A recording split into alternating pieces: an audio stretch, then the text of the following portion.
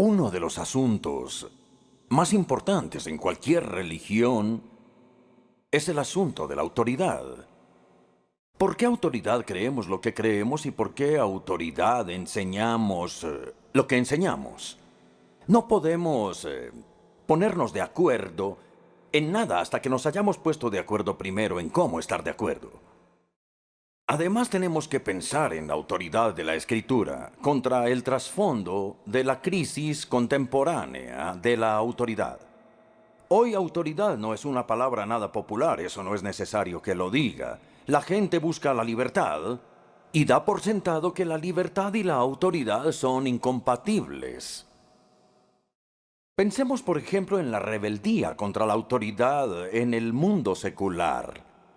Por supuesto, ha habido muchas rebeliones y rebeldías que empezaron, supongo, con la desobediencia de Adán en el jardín del Edén. Pero quizá ninguna ha sido tan profunda y tan generalizada como la rebeldía que surgió en la década de los años 60, cuando el movimiento secular de la libre expresión estalló en la Universidad de California, en Berkeley.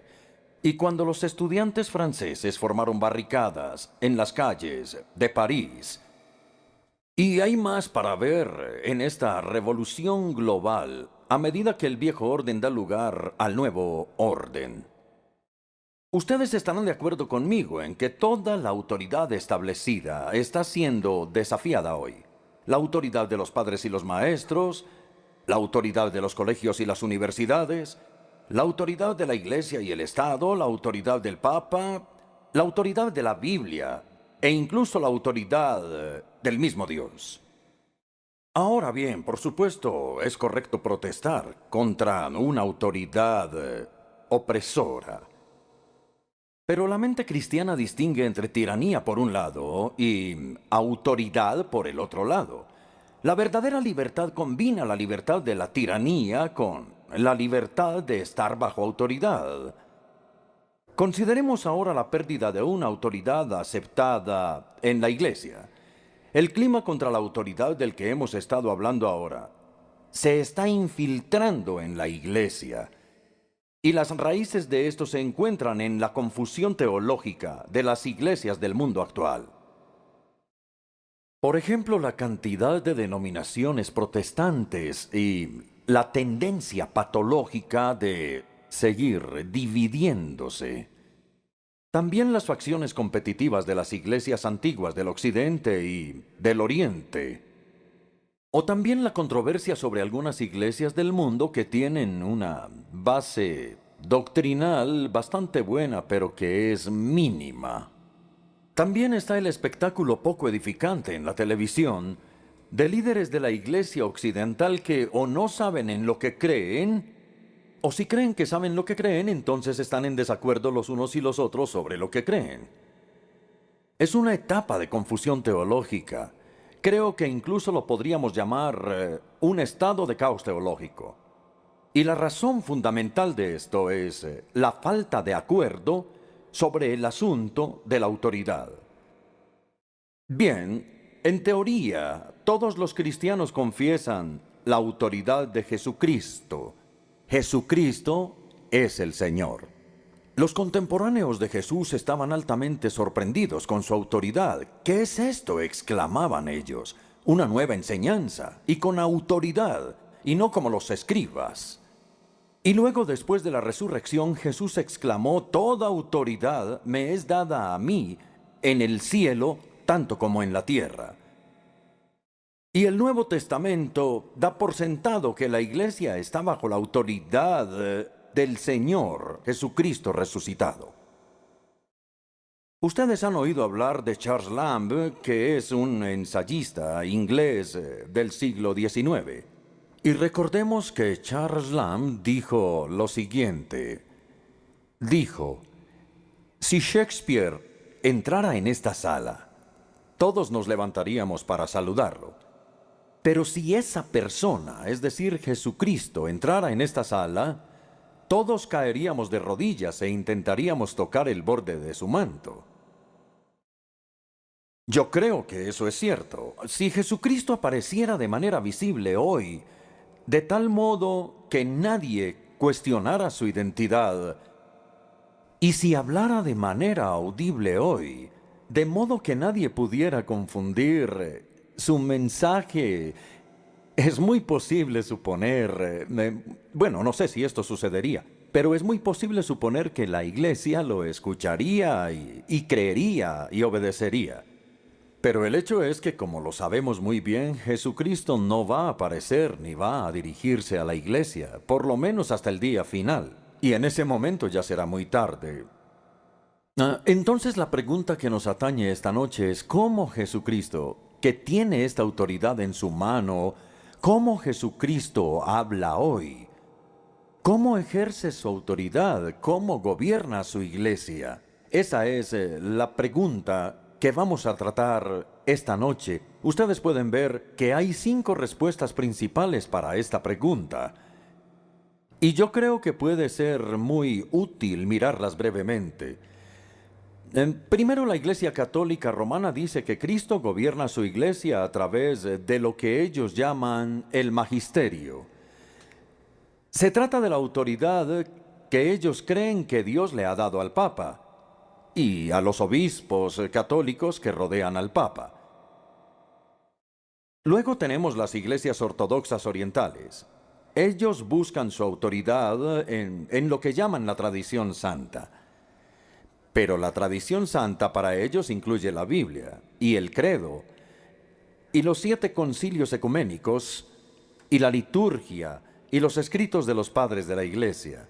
Y como la Biblia en su perspectiva es parte de la tradición santa, no se puede separar de la tradición, ni puede sobresalir, ni criticarla. En tercer lugar está la respuesta de los teólogos liberales. Ellos enseñan que Cristo gobierna la iglesia a través de la razón individual, o la conciencia individual, o la experiencia individual, o lo que a ellos les gusta llamar el consenso de la opinión educada.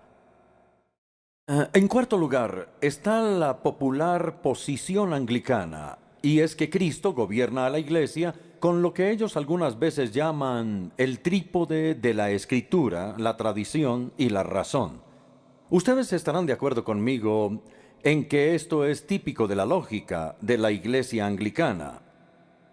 A ellos no les gustan los extremos y optan, en vez de esto, por el punto medio, es decir, por la mitad del camino. Pero en la práctica, el trípode no puede funcionar porque ¿qué sucede cuando las 3 autoridades entran en conflicto entre sí? Hablo de la escritura, la tradición y la razón. Debe haber una autoridad suprema que esté por encima, lo que me lleva a la quinta explicación, que es la explicación reformada y evangélica. Cristo gobierna a la iglesia a través de la Escritura. La Escritura es el decreto real por medio del cual el Rey Jesucristo gobierna a su iglesia. La tradición y la razón son importantes. Ambas juegan un papel vital en la explicación de la Escritura y en la aplicación de la Escritura, pero la Escritura tiene una autoridad suprema en la iglesia.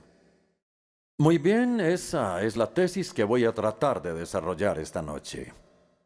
La razón por la cual la Iglesia se ha sometido durante toda la vida a la Escritura es porque el Señor Jesucristo lo hizo e instó a los discípulos a hacer lo mismo.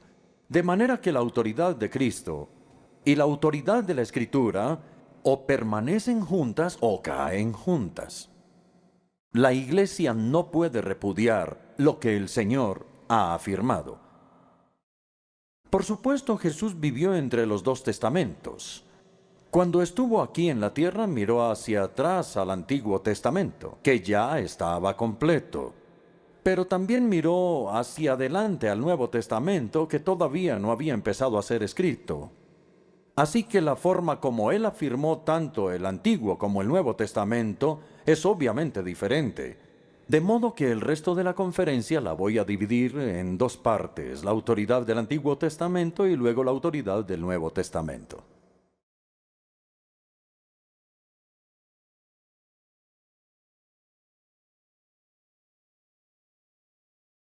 Consideremos por un momento la visión que tenía Jesús de la Escritura, como se ve en el uso que hizo de ella. Su sumisión personal a la Escritura del Antiguo Testamento se ve en tres esferas. Primero, se ve en su obediencia moral o en su conducta moral. Jesús estaba determinado a obedecer lo que se había escrito sobre él en la Escritura. Creo que no hay ejemplo más admirable que su encuentro con el diablo en el desierto de Judea, cuando fue tentado a dudar y a desobedecer a Dios. Y cada tentación, Jesús la enfrentó con una cita correspondiente de Deuteronomio 6 o Deuteronomio 8. Aléjate de mí, Satanás. Es lo que Jesús le dijo al demonio. Aléjate de mí porque escrito está. Aléjate. Esa sola palabra griega, geograptai, quiere decir escrito está. Era suficiente en sí misma. No había necesidad de discutir el asunto. No había necesidad de argumentar.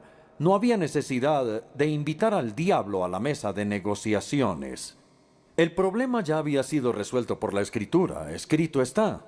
Entonces, no desobedecerás porque escrito está en la Escritura. La subordinación voluntaria del Hijo de Dios a la palabra de Dios es demasiado significativa. Jesús mismo vivió bajo su autoridad moral por sí mismo. En segundo lugar, vemos su sumisión en su misión oficial, en su comprensión de lo que era su misión en el mundo. Los evangelios en realidad revelan cómo Jesús llegó a saber quién era, es decir, su identidad, o lo que había venido a hacer al mundo, su misión. Pero él debió haber entendido estas cosas quizás gradualmente, a través de la Escritura, a medida que Dios le hablaba a través de la Escritura y él meditaba en ella. Sus citas del Antiguo Testamento hacen que esto sea muy evidente. Jesús afirma ser tanto el Hijo del Hombre, de quien se escribe en Daniel 7, como el siervo sufriente del Señor, de quien se escribe en Isaías 53. Él afirma ser el Hijo del Hombre que aparece en Daniel, que vendría en las nubes del cielo, y a quien todas las naciones adorarían en su gloria. Y cumplió el pasaje del siervo sufriente del Señor que aparece en Isaías, que el siervo tenía que sufrir y morir por los pecados del mundo y luego traer luz a las naciones. De hecho, no sé si han observado que Jesús hizo lo que nadie había hecho antes, es decir, fusionar esas dos imágenes, la de el Hijo del Hombre que habla de su gloria y el siervo del Señor que habla de su sufrimiento. Y Jesús dijo que él debía entrar en su gloria como el Hijo del Hombre a través del sufrimiento. El Hijo del Hombre se irá, Marcos 14:21. El Hijo del Hombre se irá tal como está escrito de él. Así que esto explica el sentido de obligación que tenía Jesús de hacer lo que estaba escrito. Esto empezó cuando tenía 12 años, ¿recuerdan? Él dijo, ¿acaso no saben que en la casa de mi Padre debo estar? Y esto continuó durante su ministerio público, Marcos 8:31. El Hijo del Hombre tiene que sufrir muchas cosas y ser rechazado, y a los 3 días resucitar. Y esto continuó después de la resurrección. Él dijo en Lucas 24, todo lo que está escrito en la ley y en los escritos de los profetas debe cumplirse. ¿Por qué tenían que cumplirse estas cosas? ¿Cuál es la explicación a ese sentido de obligación que tuvo Jesús durante toda su vida? La respuesta es porque la Escritura lo dice, y él estaba determinado a obedecer lo que estaba escrito de él en relación con su misión. Así que de manera voluntaria y deliberada Jesús se puso a sí mismo bajo la autoridad de la Escritura. Estaba determinado a cumplir la Escritura en su misión y en los estándares morales de su conducta. Fue así como en el jardín de Getsemaní Pedro sacó su espada, la desenfundó en la noche y cortó la oreja derecha del siervo del sumo sacerdote. ¿Recuerdan lo que dijo Jesús? Le dijo que guardara su espada. Y luego le dijo, ¿acaso piensas que no puedo pedirle a mi Padre? Y él me enviaría más de 12 legiones de ángeles. Pero entonces, ¿cómo se cumplirían las escrituras que dicen que así tenía que suceder? Para mí algo muy notable es que en toda su vida terrenal, desde sus 12 años y luego durante su ministerio público y después de la resurrección, Jesús sintió una obligación continua de la Escritura sobre él y mantuvo una determinación inquebrantable de hacer lo que estaba escrito de él en la Escritura. Hasta el momento hemos hablado de su sumisión en su conducta moral y en su misión oficial. Y en tercer lugar, en sus debates públicos. Cristo era controvertido. Participaba en debates constantes con los líderes religiosos de su época. Ellos en desacuerdo con él en desacuerdo con ellos. Y el punto es que en cada pregunta o en cada conflicto, Jesús veía la Escritura como el último tribunal de apelación. ¿Qué es lo que dice la Escritura? ¿Cómo es que la interpretan?, preguntaba. Y en especial él criticaba a los fariseos y a los saduceos. Criticaba a los fariseos porque le agregaban a la Escritura y criticaba a los saduceos porque le restaban a la Escritura. Ellos agregaban sus propias tradiciones. Y Jesús les decía, ustedes rechazan los mandamientos de Dios solo por seguir sus tradiciones. Ustedes ponen las tradiciones por encima de la Escritura y no deberían hacerlo. Luego criticaba a los saduceos porque le restaban el elemento sobrenatural. Ellos no creían en lo sobrenatural. Y Jesús les decía, ¿no es por esto que están ustedes errados? Ustedes ignoran las Escrituras y el poder de Dios. Entonces, en relación con el Antiguo Testamento, queda fuera de duda que el Señor Jesucristo se sometió personalmente a Él como la palabra de su Padre Celestial, en su conducta moral, en su misión oficial, en sus debates públicos. El hecho decisivo de él era lo que estaba escrito en la Escritura. Eso resolvía cualquier incertidumbre y no hay ningún ejemplo en el que Jesús contradiga la Escritura. Solamente hay ejemplos en los que cumple la Escritura. Y ya sé lo que muchos están pensando. Se deben estar preguntando qué hay acerca de las 6 antítesis del Sermón del Monte, cuando él decía, ustedes oyeron que fue dicho, pero yo les digo algo diferente. Es importante que entendamos primero que Jesús no estaba contradiciendo a Moisés. Él nunca contradijo a Moisés. Él estaba contradiciendo las distorsiones y todas las perversiones que los escribas hicieron de Moisés. Él contradecía no lo que estaba escrito en la Escritura, sino lo que se había dicho, la tradición oral. Así que la evidencia de los evangelios no se puede contradecir. El corazón, en mente y en vida, Jesús se sometió humildemente al Antiguo Testamento, como la palabra de Dios escrita. Como Él lo hizo, nosotros debemos hacerlo. En la pantalla verán que hay 2 maneras posibles de escapar de la lógica que hemos tratado de desarrollar hasta ahora. La primera ruta posible de escape es decir, bueno, pero es que Jesús estaba equivocado. Él pensaba que la Escritura era la palabra de Dios, que tenía autoridad, que era inspirada y que era infalible, pero estaba equivocado. Él estaba encarcelado por la encarnación en la mentalidad limitada de un judío del primer siglo. Entonces, claro que creía en la autoridad de la Escritura. Todos los judíos contemporáneos creían en la autoridad de la Escritura, pero como ellos, él estaba equivocado. Esta teoría se conoce comúnmente como la teoría de kenosis. Kenosis en griego significa vaciamiento. Esta palabra está tomada de Filipenses 2:7, ekenosensioton, que se vacía a sí mismo en la encarnación. Entonces, la pregunta que los teólogos de todos los tiempos han debatido es ¿de qué se vació? Los eruditos liberales dicen, bueno, si no se vació de su deidad, por lo menos se vació de su conocimiento sobrenatural y como él se vació fue de eso, es entendible que haya cometido errores. Y entre los errores que cometió está la perspectiva errónea de la Escritura. Ahora pensemos cuidadosamente en esto. Es verdad, hasta donde podemos decir, que durante su vida en la tierra Jesús no era omnisciente. Por lo menos hacía preguntas, lo que sugiere que él no sabía la respuesta. De otra manera no habría tenido mucho sentido hacer preguntas como ¿cuál es tu nombre? Pero lo más importante es que él específicamente dijo que no sabía la fecha de su venida. Él dijo que los ángeles no sabían, que los seres humanos no sabían y que él no sabía, que solo el Padre sabía cuándo él regresaría.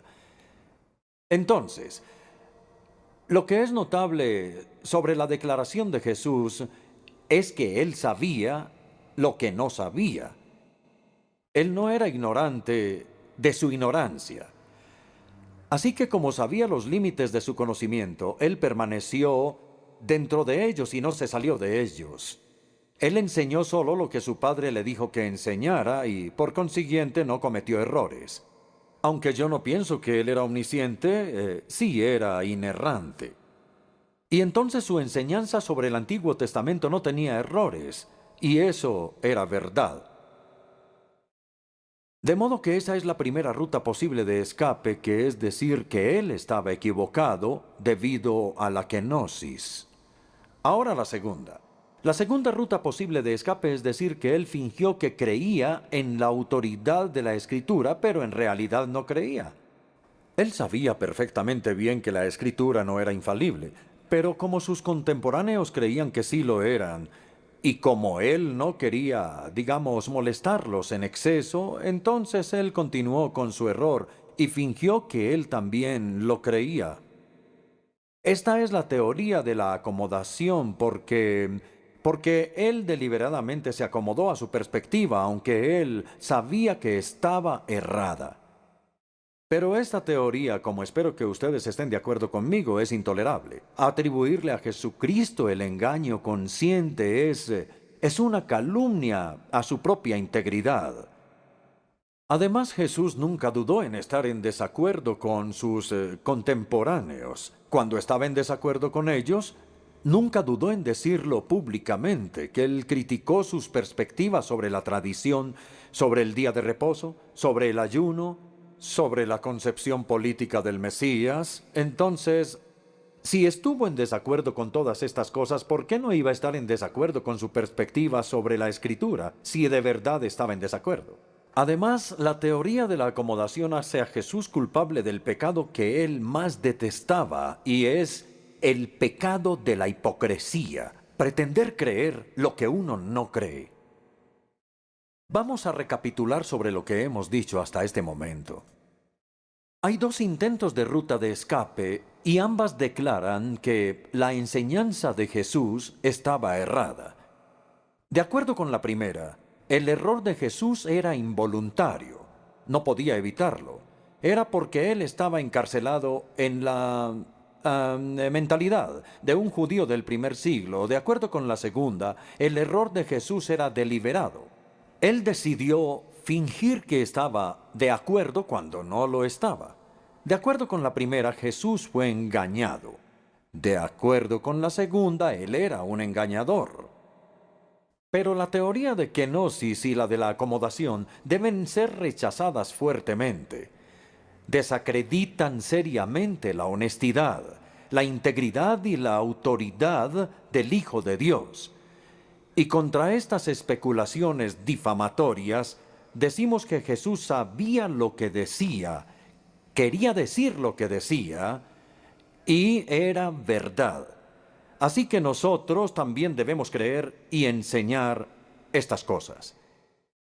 Ahora pasamos de la autoridad del Antiguo Testamento, el cual Cristo aprobó, a la autoridad del Nuevo Testamento, el cual Jesucristo dispuso.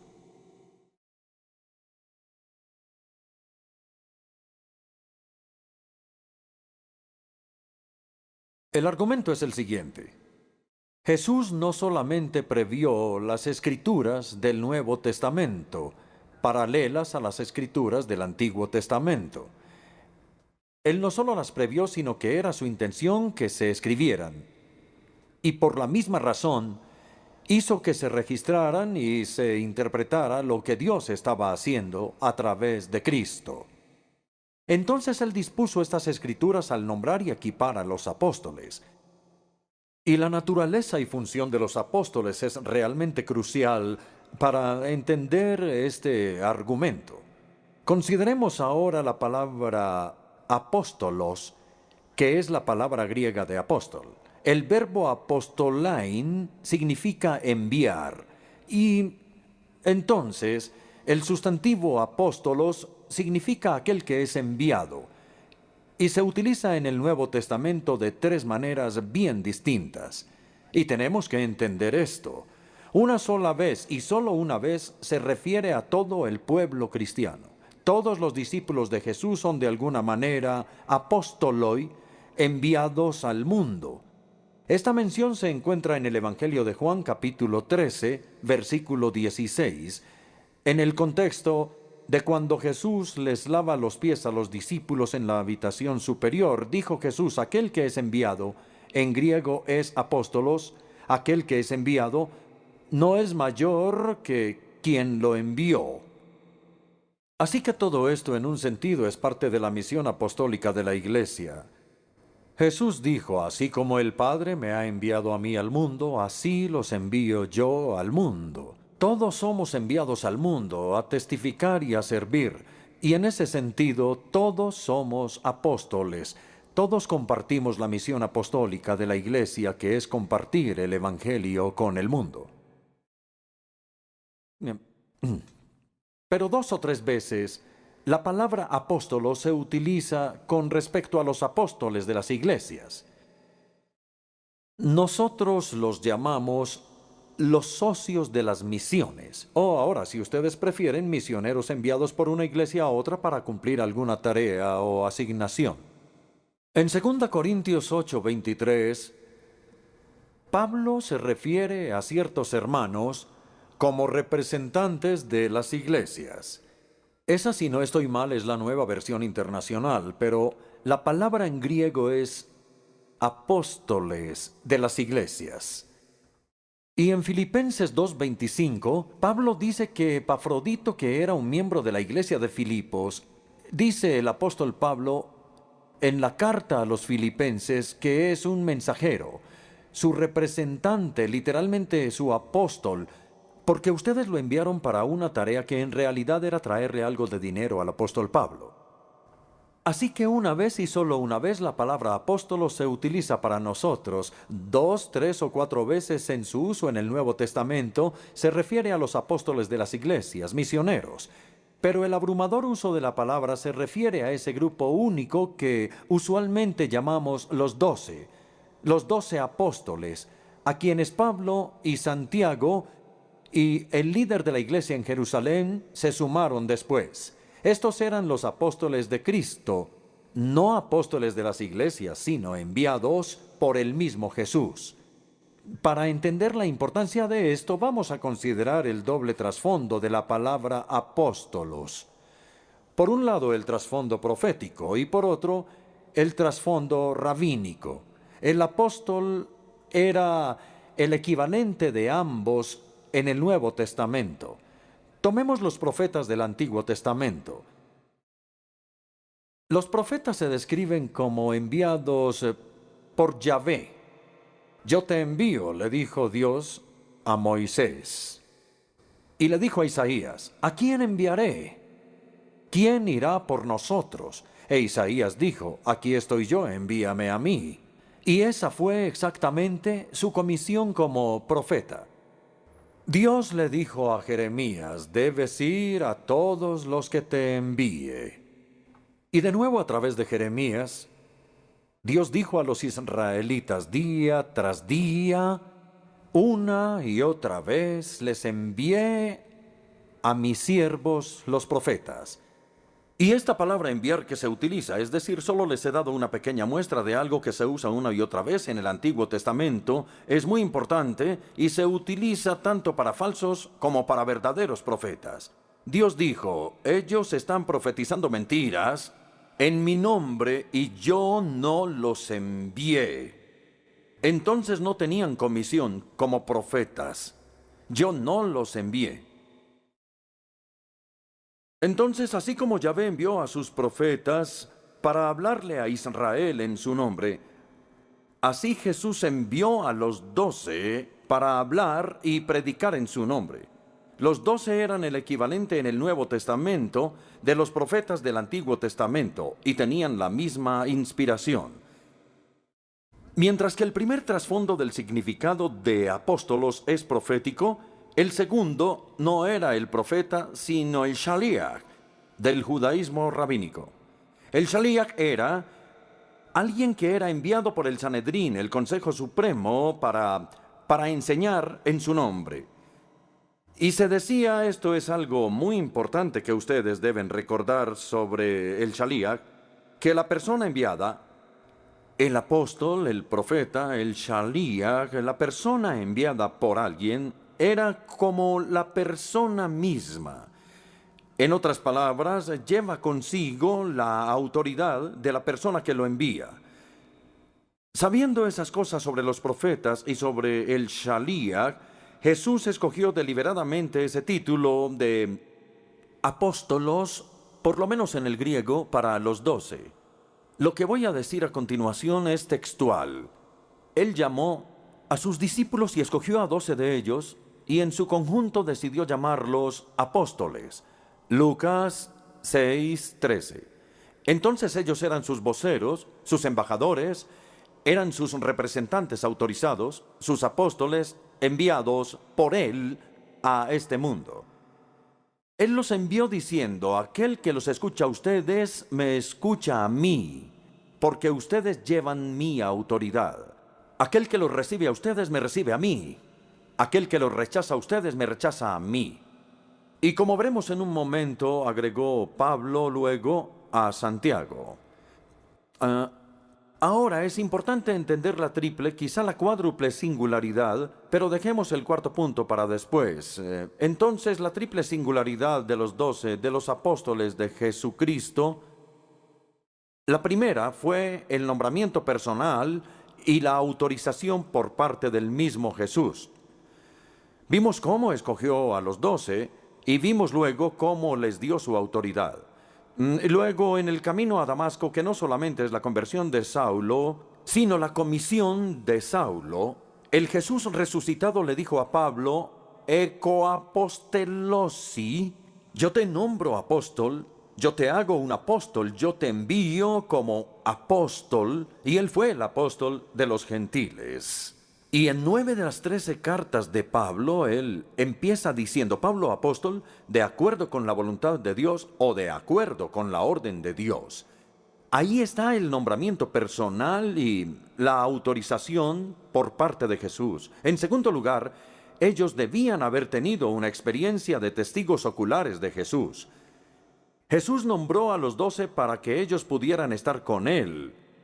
Marcos 3:14 les dio inigualables oportunidades de escuchar sus palabras, de ver sus obras y luego de ser testigos de lo que habían visto y oído.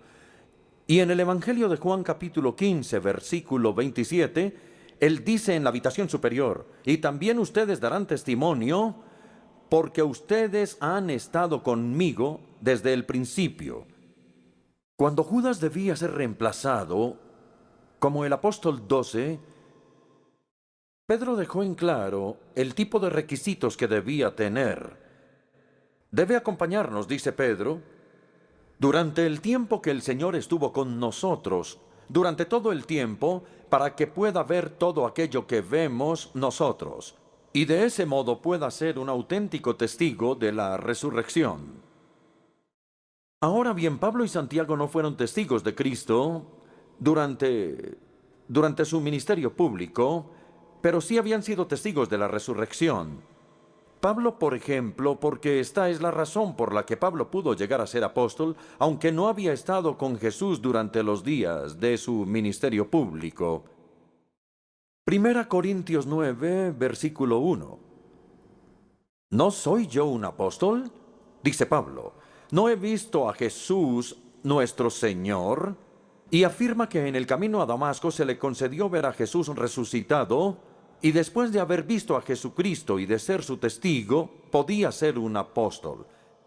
Nuevamente en 1 Corintios 15, versículo 8 dice, y por último, hoy menciona una lista. Ustedes recuerdan de los apóstoles, y por último, se apareció ante mí, el más insignificante de los apóstoles. Entonces en ambos versículos relaciona directamente ser un apóstol y haber visto a Jesús. Y esa es la razón por la cual tenemos que tener el valor de decir que no hay apóstoles en la iglesia de hoy.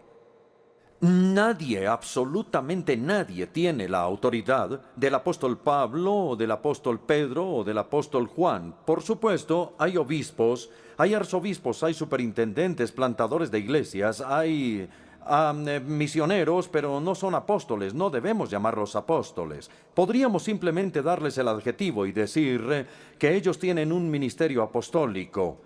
Pero yo les he dicho a veces a mis amigos carismáticos, ¿ustedes creen que hay alguien en la iglesia de hoy que tenga una autoridad comparable con la autoridad de Pablo, de Pedro y de Juan? Y por supuesto dicen, no, por supuesto que no. No hay nadie que tenga esa autoridad. Entonces los apóstoles, los 12, no tienen sucesores porque un requisito esencial para el apostolado era haber visto al Señor resucitado, haber sido testigos de su resurrección. Entonces Jesús los nombró y los autorizó, y entonces sí fueron ellos testigos de Jesús. Y en tercer lugar, tenían una inspiración extraordinaria por parte del Espíritu Santo.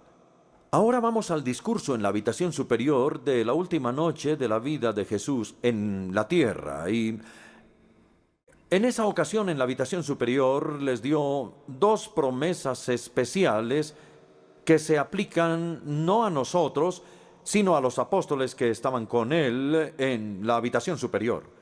La primera promesa está en Juan 14, 26. Él les hará recordar todo lo que les he dicho. El pronombre él se refiere al Espíritu Santo y les he dicho muchas cosas. Y cuando Él venga les hará recordar lo que yo les he dicho. Es un ministerio que consiste en recordar. La segunda promesa está en el Evangelio de Juan 16, versículos 12 y 13.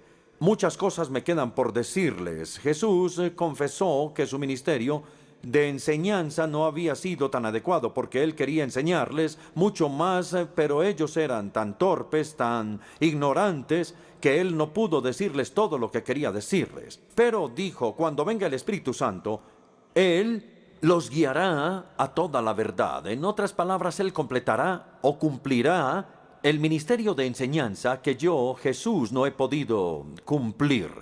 Ahora bien, estos dos textos, por lo general, se aplican mal.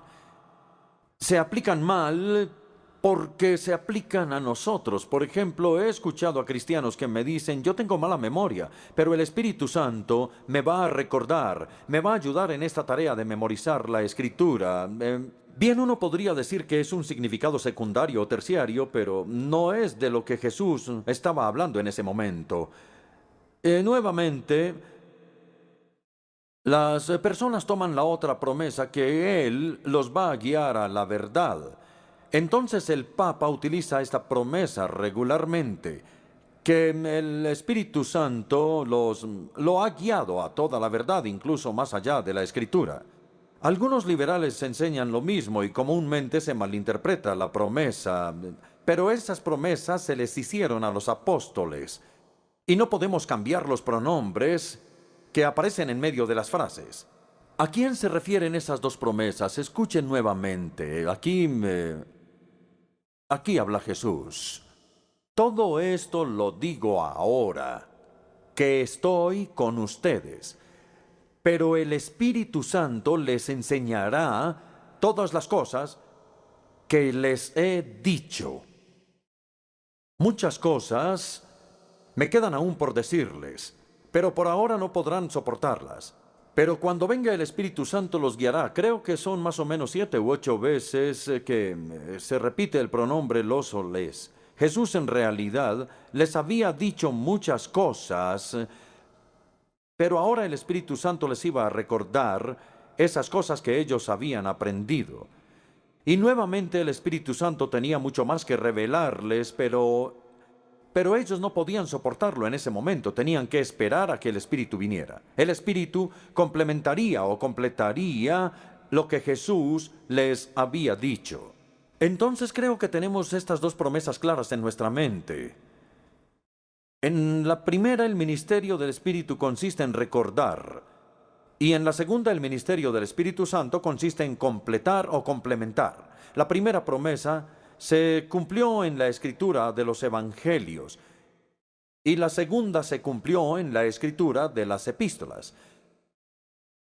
Ahora vamos a ver lo que yo pienso que puede ser la cuarta singularidad de los apóstoles, y se trata de la habilidad de hacer milagros. Nosotros nunca debemos restringir a Dios ni decirle si puede hacer milagros o no. Pero si queremos tener una comprensión bíblica de los milagros, debemos decir que su propósito principal ha sido autenticar las etapas recientes de la revelación. Una de ellas es la enseñanza de los apóstoles. El apóstol Pablo pudo decir, como en 2 Corintios 12, versículo 12, él dice, las marcas distintivas de un apóstol, tales como señales, prodigios y milagros se dieron constantemente entre ustedes. Las marcas distintivas de un apóstol. Pablo dice que su propio ministerio de enseñanza como apóstol se vio autenticado por los milagros. Ahora vamos a pasar de las 4 singularidades de los apóstoles al reconocimiento de su singularidad. Primero con el mismo Cristo. Ya cité esto, Mateo 10:40. El que los recibe a ustedes, me recibe a mí. Jesús les dio su misma autoridad, de manera que si escuchaban a los apóstoles, escucharían al mismo Cristo. En segundo lugar, su singularidad fue reconocida por los mismos apóstoles. La conciencia que ellos tenían de su autoridad apostólica salta a la vista en las cartas. Ellos no escribían en nombre de la iglesia. Por el contrario, ellos escribían a las iglesias en nombre de Cristo. Ellos exigían que las cartas fueran leídas en la asamblea pública, junto con las escrituras del Antiguo Testamento. Así que las iglesias empezaron a recolectar las cartas apostólicas y a leerlas durante la adoración. Y Pablo le agradece a Dios en 1 Tesalonicenses, porque cuando los tesalonicenses recibieron su mensaje, no lo recibieron como las palabras de un hombre, sino como las palabras de Dios. Y ahí Pablo está afirmando que sus palabras eran las de Dios.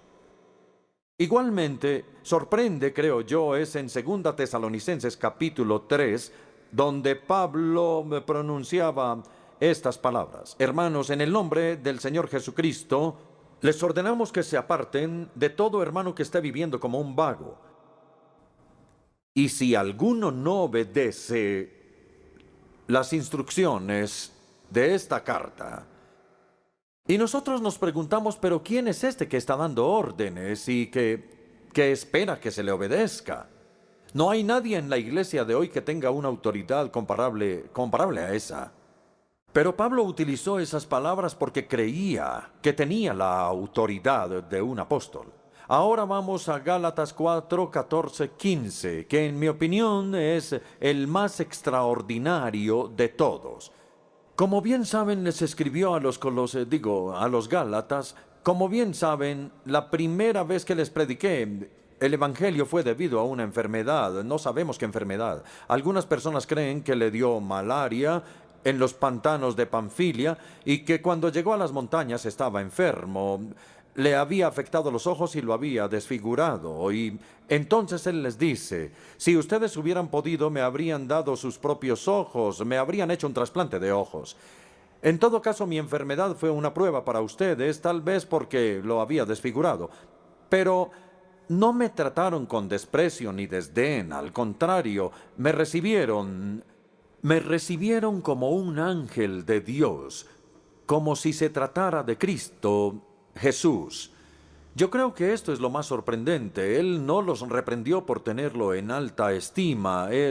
No, ellos tenían razón en pensar que él tenía la autoridad de Jesucristo, porque ellos eran los apóstoles de Cristo. Ellos eran sus representantes, sus plenipotenciarios.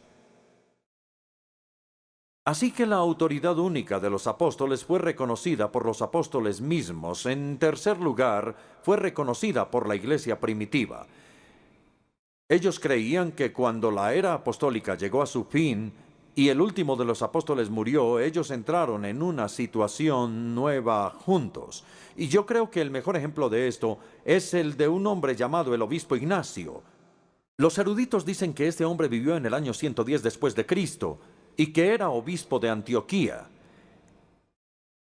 Él fue condenado a muerte como cristiano. Y cuando iba camino a Roma desde Antioquía para ser ejecutado, y cuando iba camino allá, que obviamente tomó varias semanas, él escribió un total de 7 cartas que han sobrevivido a los romanos, a los tralienses, a los esmirneos y a otros. Y esto es lo que el obispo Ignacio escribió varias veces en sus cartas. No les doy mandamientos como Pedro o Pablo, porque yo no soy un apóstol, sino un hombre condenado.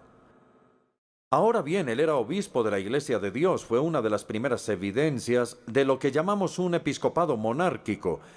Pero él dijo, no soy un apóstol, no tengo la autoridad de los apóstoles, y no les puedo dar mandamientos como ellos. Entonces, en las primeras batallas con los herejes, los padres de la iglesia como Tertulio e Irineo apelaron a la enseñanza de los apóstoles. Y también lo hizo Atanasio en su apología de los arrianos. Ahora creo que debemos considerar el canon del Nuevo Testamento y por qué llegó a establecerse.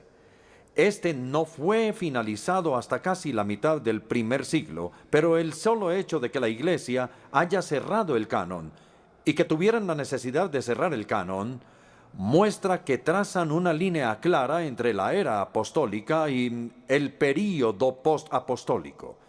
La prueba de si un libro era canónico era si era apostólico. Ellos se preguntaban, ¿este libro fue escrito por un apóstol? Y si no, ellos miraron todos los libros. Por ejemplo, Lucas no era un apóstol, pero fue un compañero cercano del apóstol Pablo. Entonces sí venían del círculo de los apóstoles. Si tenían la enseñanza de los apóstoles, si el libro era apostólico en alguna manera, entonces era aceptado en el canon del Nuevo Testamento. Ya casi termino. Pero tengo otros 2 ejemplos que quiero compartir con ustedes. En cuarto lugar, los reformadores. Los reformadores del siglo XVI entendieron bien la unicidad de los apóstoles de los 12. Les voy a leer una cita de Lutero. Así se refiere al Sermón del Monte. Así Jesús somete a todo el mundo a los apóstoles. Y a través de ellos, y solo de ellos, el mundo debe ser iluminado. Todas las personas del mundo, reyes, príncipes, señores, eruditos, sabios, santos, todas las personas del mundo tienen que sentarse mientras los apóstoles permanecen de pie. Tienen que permitir que se les acuse y se les condene en su sabiduría y en su santidad, como hombres que no conocen ni la doctrina, ni la vida, ni una relación correcta con Dios. Todo el mundo tiene que sentarse mientras los apóstoles permanecen de pie para enseñarles. Y el quinto ejemplo es la iglesia contemporánea. Y es sorprendente que este ejemplo viene de la iglesia anglicana. En la conferencia de Lambeth de 1958, hace ya algunos años, los obispos produjeron una muy buena declaración sobre la Escritura y quiero citarles una parte de ella. La iglesia no está sobre las Santas Escrituras, sino bajo ellas. El proceso de canonización No fue un proceso en el que la Iglesia le confiriera autoridad a los libros, sino un proceso en el que la Iglesia reconoció que los libros tenían autoridad. ¿Y por qué? Se reconocía que los libros tenían el testimonio de los apóstoles en cuanto a la vida, a la enseñanza, a la muerte y a la resurrección del Señor Jesús. Y la interpretación que los apóstoles hicieron de estos eventos escuchen esto, es a una autoridad apostólica que la Iglesia siempre debe inclinarse. Entonces hay una necesidad por parte de la Iglesia de inclinarse a la autoridad de los apóstoles. Bien, es hora de resumir y concluir. Primero que todo, nuestro Señor Jesucristo autorizó repetidamente la autoridad del Antiguo Testamento, porque Él apeló a ella y se sometió a esa autoridad Él mismo. En segundo lugar, el Señor Jesucristo dispuso deliberadamente la escritura del Nuevo Testamento, ya que nombró y equipó a los apóstoles para que hablaran y enseñaran en su nombre. Entonces el Antiguo Testamento y el Nuevo Testamento, aunque en maneras diferentes, llevan el sello de su autoridad. Por consiguiente, si deseamos someternos a la autoridad de Cristo, debemos someternos a la autoridad de la Escritura. Si deseamos escuchar la voz de Cristo, debemos escuchar la Escritura a través de la cual Él habla, porque la autoridad de la Escritura lleva consigo la autoridad de Cristo. La última pregunta que debemos hacernos esta noche, y la última pregunta ante toda la iglesia hoy es ¿quién es el Señor? ¿La iglesia es el Señor Jesucristo? ¿Y tiene el poder de editar y manipular su enseñanza? ¿O es Jesucristo el Señor de la iglesia? Y entonces la iglesia debe obedecerle. Y como Jesucristo es el Señor, no debemos tener ninguna duda sobre la respuesta a esta pregunta.